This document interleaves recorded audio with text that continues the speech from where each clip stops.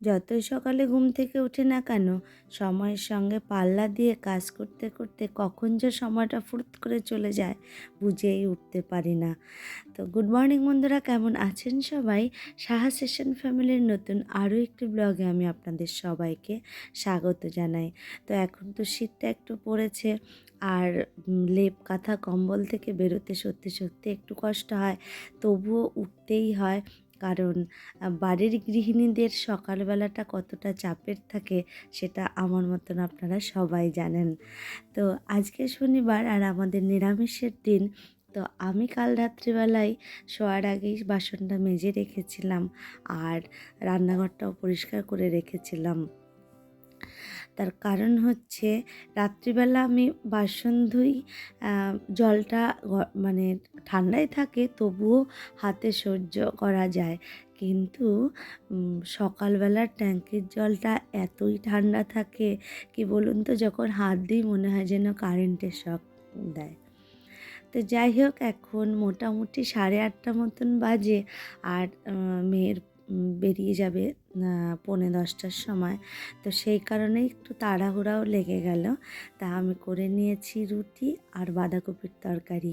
এটা খেয়েই মেয়ে এখন পড়তে যাবে, আর মেয়ের বাপি মেয়েকে দিতে যাবে। সকালবেলার খাবারটা আমার ওকে খাইয়ে দিতে হয়, এটা রোজকার নিয়ম। দিনের অন্য মিলগুলো যদিও নিজে হাতে খায়, এটা কখনোই নিজে হাতে খাবে না, মানে সকালের খাবারটা। ওকে খাইয়ে দিয়ে তারপরে ও বেরিয়ে যাবে ক্লাসে, আর আমি চলে যাব রান্নাঘরে। মেয়ে বেরিয়ে গেছে আর আমি চলে এলাম রান্নাঘরে। তো আমি ভেবেছিলাম আজকে একটু বেগুন পুড়িয়ে ভর্তা করব। তা হঠাৎ করে মনে হলো যে না, এবারকার শীতে তো আমি বেগুন সর্ষে বা বেগুন বাহার বা বেগুন সুন্দরী, যে যেটাই বলুন না কেন, সেরকমই কিছু একটা রান্না করব। তো চলুন আমি কিভাবে রান্না করি সেটা আবার আপনাদের সঙ্গে একটু শেয়ার করে দিচ্ছি। আর এই সর্ষে দিয়ে যে কোনো সবজি আমার মেয়ে ভীষণ খেতে পছন্দ করে। তো আমি বেগুনগুলোকে কেটে লবণ আর একটু চিনি মাখিয়ে আমি ভাজতে দিয়েছি। আর এখানে 2 রকমের সর্ষে, টমেটো, কাঁচা লঙ্কাকে পেস্ট করে নিয়েছি, আর পেস্টটাকে আমি একটুখানি ছাঁকতে দিয়ে দিয়েছি। কারণ সর্ষের যে খোসাগুলো সেগুলোকে পেটটাকে একটুখানি সমস্যা করে। আর আমি এখন তেলের মধ্যে দিয়ে দিলাম কালো জিরে ফোড়ন, আর দিয়ে দিয়েছি একটু জিরের গুঁড়ো, হলুদের গুঁড়ো, আর একটুখানি ধনের গুঁড়ো দিয়ে আমি একটুখানি হালকা করে কষিয়ে নিচ্ছি। তো কষানো হয়ে আসলে আমি যে পেস্টটা করে রেখেছিলাম সেই পেস্টটা দিয়ে দিলাম। আঁচটা কিন্তু মিডিয়ামেই রেখেছি। এবার ভালো করে আমি মিক্সড করে নিয়ে এর মধ্যে একে একে আমি সব বেগুনগুলো দিয়ে দিচ্ছি।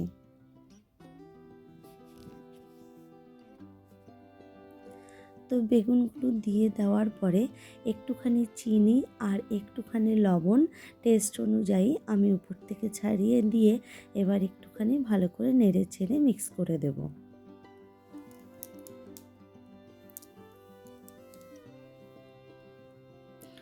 বলতে ভুলে গেছিলাম, আমি আবার একটু সর্ষের তেলও দিয়ে দিয়েছি। দিয়ে এবার আমি ঢাকনা দিয়ে দিয়েছি। যে কোনো সর্ষের আইটেমে যদি একটু সর্ষের তেল দেওয়া হয় তাহলে না ফ্লেভারটা খুব ভালো আসে। আর আমি ঢাকনাটা তুলে দিয়ে দিলাম একটু ধনেপাতা। এবার আরেকটু নেড়েচেড়ে দিয়ে এবার আরেকটুখানি আমি ঢেকে দেব। তো এখন আমার ঢাকনাটা তুললেই হয়ে যাবে আমার বেগুন সুন্দরী, বেগুন বাহার, বেগুন সর্ষে, যে যেটাই বলুন। তো এটা খেতে খুব টেস্টি হয়। অ্যাকচুয়ালি এটা বেশি ভাতের সাথেই ভালো যায়। নিরামিষের দিন ভালো খাবারের কথা মনে পড়লেই আগে যেটা মনে হয় সেটা হচ্ছে পনির। তো পনিরের বিভিন্ন রেসিপি আমি মাঝে মাঝেই রান্না করি, আর মাঝে মাঝেই আমি আপনাদের সঙ্গে শেয়ার করি। তো আজকে আমার রেসিপিতে আছে মটর পনির। তো চলুন আমি কিভাবে রান্না করি সেটা একটু আপনাদের সাথে শেয়ার করি। তো আমি এখানে নিয়ে নিয়েছি কড়াইশুঁটি, 2টো টমেটো, আর নিয়েছি একটু গরম মশলা, আর 400 গ্রাম মতো পনির, আর তার সাথে আরও যে মশলাগুলো যাবে সেটা আমি একে একে আপনাদেরকে দেখাচ্ছি। তো চলুন রান্নাটা শুরু করি। আর এখানে আমি তেল গরম করে তার মধ্যে দিয়ে দিয়েছি পনিরগুলো খুব বেশি বড় কাটিনি আমি, ছোটোর থেকে একটু বড় ওইভাবেই কেটে নিয়েছি। আর এখানে আমি জিরে মানে ফোড়ন দিয়ে তার মধ্যে দিয়ে দিয়েছি আদা, কাঁচা লঙ্কা, টমেটো আর গরম মশলা, আর তার সাথে দিয়ে দিয়েছি 1 চামচ জিরের গুঁড়ো, 1 চামচ ধনের গুঁড়ো আর 1 চামচ মতো হলুদের গুঁড়ো। তো এই সব কটাকে দিয়ে আমি একটুখানি ভাজা ঠিক নয়, নরম করে নিচ্ছি। এবার এর মধ্যে আমি কিছুটা পরিমাণ গরম জল দিয়ে দেবো, যাতে জিনিসটা আর কি একটু ভালো রকম সেদ্ধ হয়ে যায়। আর কিছুটা কাজু বাদাম আর কিছুটা চারমগজ আমি ওটাকে একটু ফাইন পেস্ট করে নিয়েছি। আর এই মশলাটাকে একটু ঠান্ডা করেও আমি পেস্ট করে নেব। আর এখন আমি কড়াইতে একটু বেশি পরিমাণে তেল দিয়েছি, তার মধ্যে দিয়ে দিয়েছি কিছুটা বাটার। আপনারা চাইলে ঘিও দিতে পারেন, কিন্তু আমি বাটার দিয়েই করলাম। আর তার মধ্যে দিয়ে দিয়েছি 2টো শুকনো লঙ্কা আর কিছুটা গরম মশলা আর একটু জিরে। তো এর মধ্যে আমি দিয়ে জিরেটা যখন একটু ভাজা হয়েছে, তার মধ্যে আমি যে মশলাটা সেদ্ধ করে পেস্ট করে নিয়েছিলাম সেটা আমি দিয়ে দিলাম। ফ্লেমটাকে মিডিয়াম রেখেই আমি 2 মিনিট মতন কষিয়ে নিয়েছি। আর এর মধ্যে আমি এখন দিয়ে দেব কাজু আর চারমগজের পেস্টটা যেটা করে নিয়েছি সেটা। এবার আমি ঘন ঘন নাড়ব, তার কারণ হচ্ছে যেহেতু কাজু বাদাম রয়েছে তাতে নিচে লেগে যেতে পারে। আর আমি আপনারা দেখলেন কড়াইশুঁটিগুলোকে একটু হালকা বয়েল করে নিয়েছি। এবার মোটামুটি তেল ছাড়া পর্যন্ত আমি ওয়েট করব। এবার তেলটা যখনই একটু একটু মানে বেরিয়ে আসবে, তখন আমি এর মধ্যে একটু চিনি আর একটুখানি লবণ ছড়িয়ে দেব, যেটা আমি আগে দিইনি। আর এখন আমি এর মধ্যে দিয়ে দিলাম সেদ্ধ করা কড়াইশুঁটিগুলো।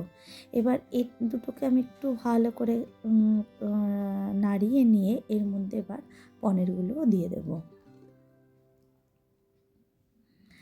এবার এইগুলোকে ভালো করে একটুখানি মিক্স করে নেব। মিক্স করার পরে আমি ছোট ছোট করে টুকরো করা কিছু ক্যাপসিকাম, সেই ক্যাপসিকামগুলো আমি এর মধ্যে দিয়ে দেব। ক্যাপসিকামটা আপনারা চাইলে দিতে পারেন, না চাইলে নাও দিতে পারেন।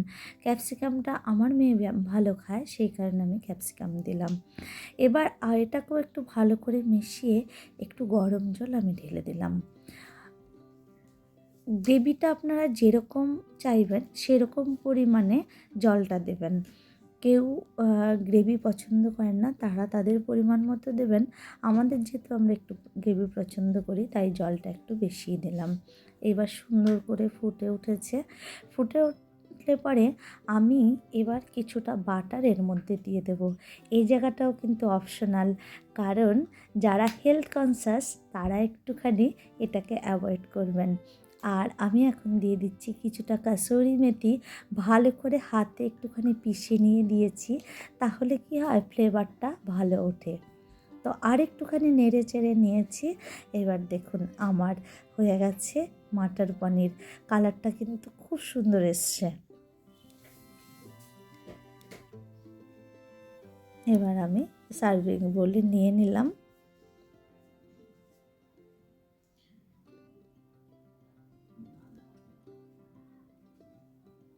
এটা রুটি, পরোটা, নান সব কিছুর সাথেই ভালো যায়। আর কিন্তু আজকে আমরা খাবো ভাতের সাথে। চলুন, আমাদের রান্না কমপ্লিট হয়ে গেছে, এবার আমরা লাঞ্চ করতে যাই। তো লাঞ্চে তো কী কী রান্না করেছি সেটা আপনারা দেখলেনই। তার সঙ্গে শুধু একটু অ্যাড হয়েছে স্যালাড। স্যালাডে পেঁয়াজ নেই, ধনেপাতা, কাঁচা লঙ্কা আর টমেটো আর শসা, এটা দিয়েই তৈরি করে নিয়েছি স্যালাডটা। তা চলুন আমরা খাওয়া কমপ্লিট করে নিই, আর দেখা হচ্ছে আবার বিকেলে।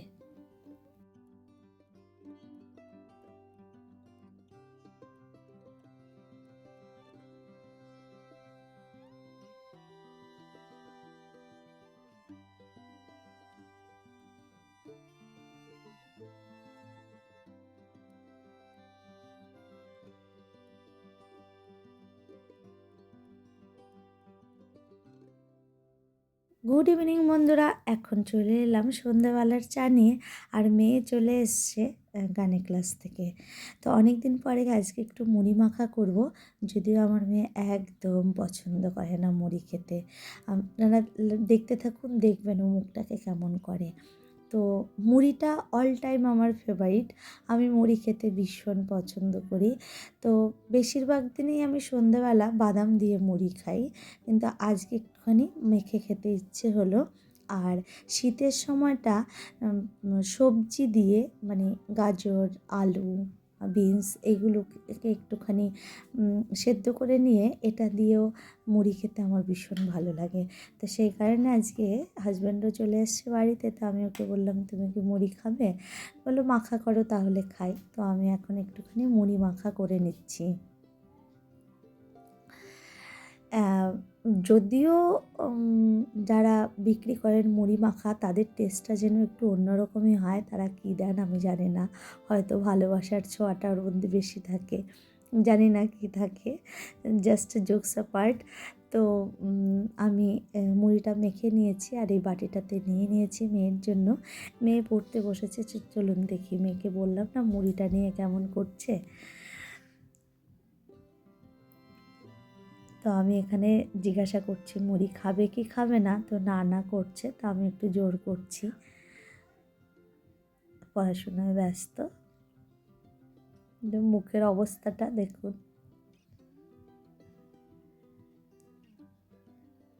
এবার আমি ওয়েট করছি খেয়ে কি বলে।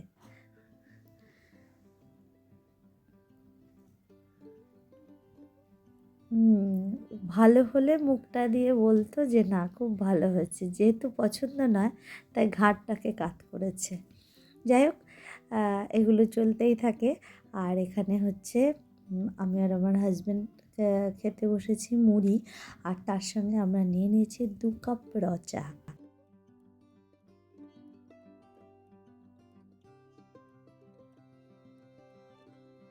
তো মুড়ি খাওয়া আমার কমপ্লিট হয়ে গেছে, আর হাজব্যান্ড চলে গেছেন নিজের কাজে।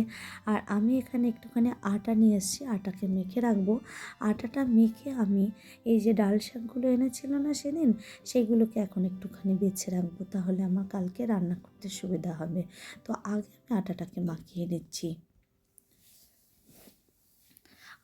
আটাটা যদি এখন আমি মাখিয়ে রাখি, তাহলে রাত্রে যখন রুটি করতে যাব তখন দেখা যাবে আটাটা জলটা শোক করে নিয়েছে, তখন আরেকটুখানি চেপে নিলেই আটাটা একদম নরম হয়ে যাবে।